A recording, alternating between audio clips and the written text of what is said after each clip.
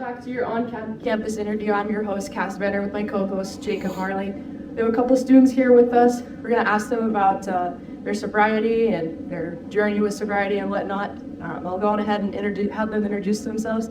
Tell us a little bit about yourself, your age, and what activities you do here at DSU. Dawson, Zuroff. I'm 21, and I'm on the football team. My name is Darion. I'm 20. I'm also on the football team as well. Awesome. All right, so first question. Why have you chosen to be sober?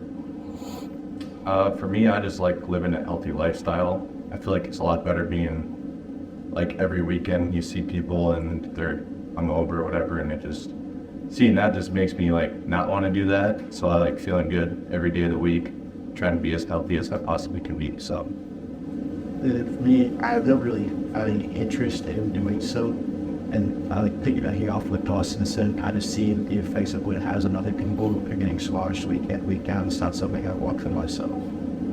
For sure. And I mean, Dawson, you kind of touched on this, and obviously you guys are pretty strong and you're pretty active as well. So, like, what role does personal health and well-being kind of go into that decision of not drinking? Well, I think it plays a pretty big role because, like, if you drink alcohol a lot, it's mess with your sleep schedule. It can make you like a lot more stressed and stuff. So like with going to the gym, you're gonna need the best sleep to get the best results you need and stuff like that. So the times you're gonna have to validate either like within a period you're not even to follow your best route you need to be. And so if you stay away from it altogether, it's kind of just you're forgetting I'm not good. Yeah.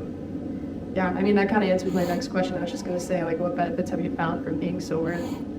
Just healthy lifestyle and whatnot. Yeah, just to feeling good. Yeah, not having any issues with sleep or stress or anything like that. So I would say probably one of the biggest things with this is like peer pressure, because obviously like a lot of our friends like go out and drink and whatnot. So like, are there any instances or situations where it's like kind of tougher to say no? Or are you guys pretty strong with that?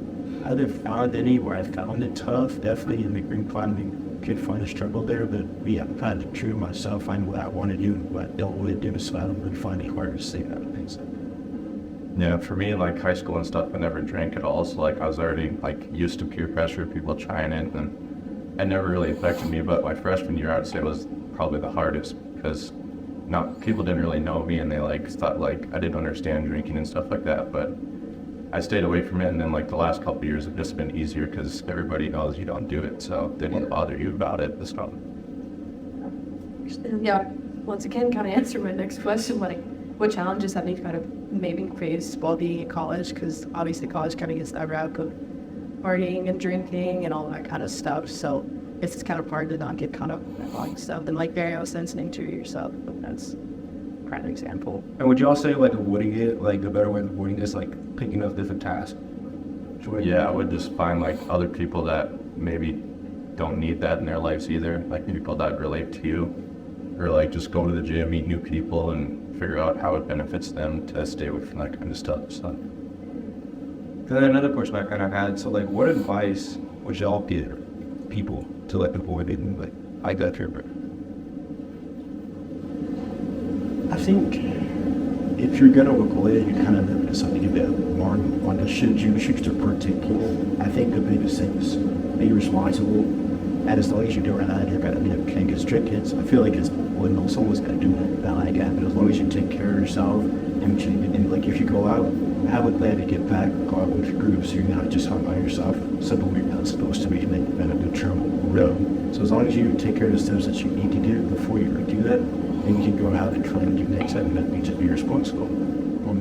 Yeah, I would say just like stay away from people that would make you feel peer pressured to do it. Yeah, like usually you know the type of people that will try to get you to do stuff like that, so just find a different group or a different activity and go do that instead.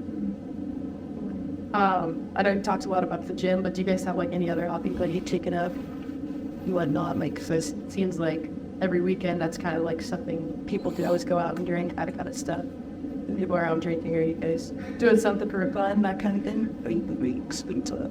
Yeah, I'd say video games, watching movies. I like driving around and listening to music too, so yeah.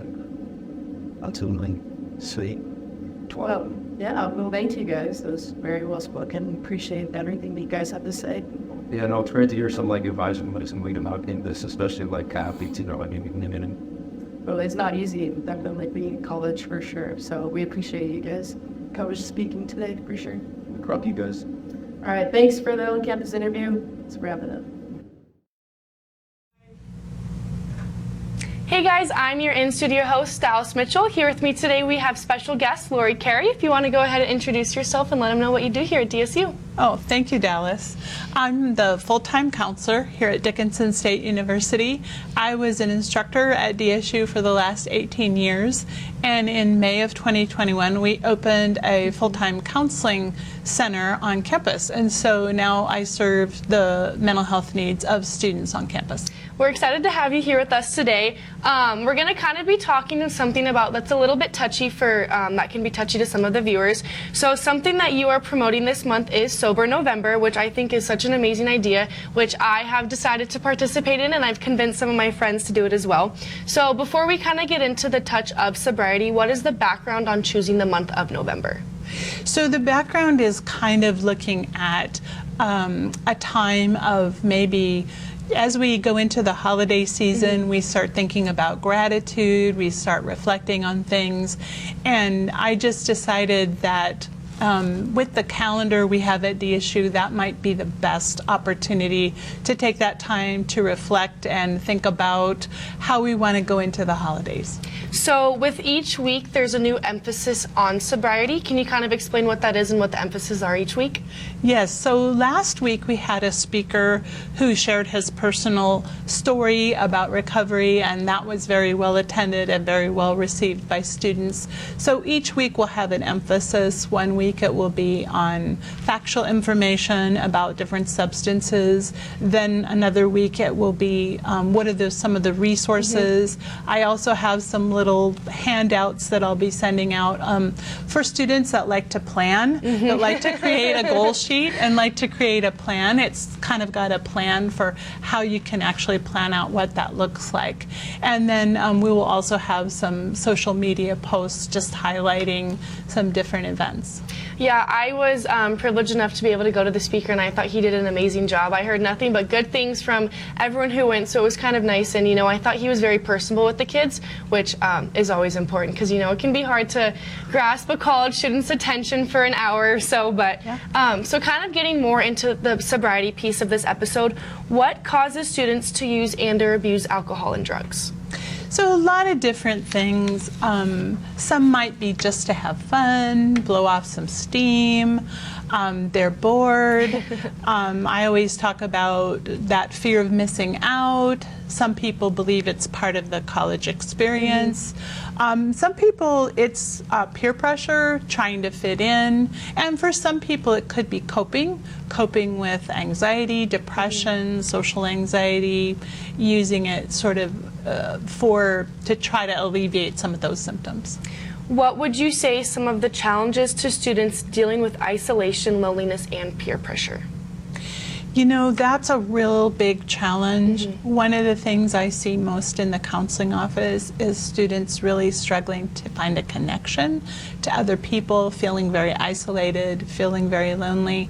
And I think the challenges are for them to try to find a group, whether it's a club, whether it's a team, to try to find a connection to people that have the same interests. Why do you think it is students who know they struggle with these things, why do you think they continue to use the alcohol and drugs? I think because it may be a way to relieve that stress. They may not be ready to quit using, and they also may believe that it's actually helping anxiety and depression, which we know it doesn't, but temporarily sometimes people do think it's going to alleviate that. What are some pieces of advice you can give on how to cope with these situations? The biggest one is first to recognize maybe why we're using a substance, right? Why do we use alcohol? What purpose is it serving? And what do we want for ourselves in terms of our physical health, our mental health? What do we want to do as a student? Do we want to improve our grades? Do we want to improve our assignments, our attendance, our work? our finances. So I think it takes just a stepping back and maybe having some of those honest conversations with ourselves or other people. Kind of touching a little bit more on that, going deeper into that topic, how do you think students can fully understand, that this may be affecting their mental health, their anxiety, their depression, their social life, things like that? So there's a couple things we look for, particularly if I work directly one-on-one with a student, but we look at, have you tried to stop and you're not able to? Or have you told yourself, I'm going to cut back and you're not able to? Or have friends and family mention this? And does it just seem to be more and more of a challenge? And so I think when a person begins to look at those things, they can begin to look at, hey, maybe I just need to talk to somebody and do an evaluation to see, is this something I need help with? And I know approaching someone about the topic of, drug abuse or alcohol abuse, how can someone as a friend, a family member, approach someone about that and kind of help guide them through this difficult process? That's, as you said at the beginning, is kind of a delicate subject. And I think we can always approach people from a place of curiosity and concern and love, and we can just sometimes, if we are willing to partner with a person and suggest, hey, are you interested in doing this with me, it might be a non-threatening way to see if they're interested. And I think we have to have a relationship with a person before we can broach those subjects, because those can be really sensitive topics for a person that is struggling with substance use. For students struggling on campus and are seeking to find some help, where can they contact you? Where can they find you on campus? The best way is, there's several different ways. The best way is to go on Starfish and make an appointment, because my calendar is always up to date. And that way a student at 2 in the morning can go in. They don't have to call me. They don't have to wait for an email, but they can just walk in or send an email or call. Perfect. Well, thank you so much for joining us today and, kind of discussing this difficult topic that not a lot of people like to talk about. Thank you so much. Thank you, Dallis.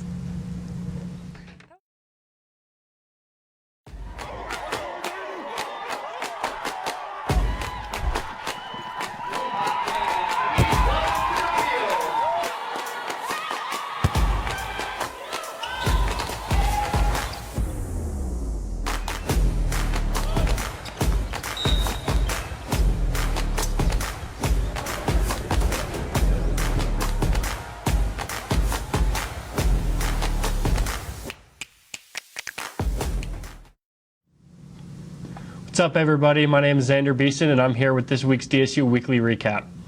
For cross country, after a sweep of the North Star Conference titles, both men and women's teams will be in Portland, Oregon for the NAIA National Championships.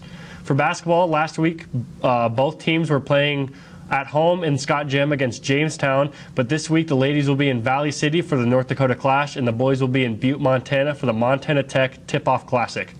For football, last week they wrapped up their regular season with an away game against Dakota State, and this week they play in the first game of the NAIA National Playoffs.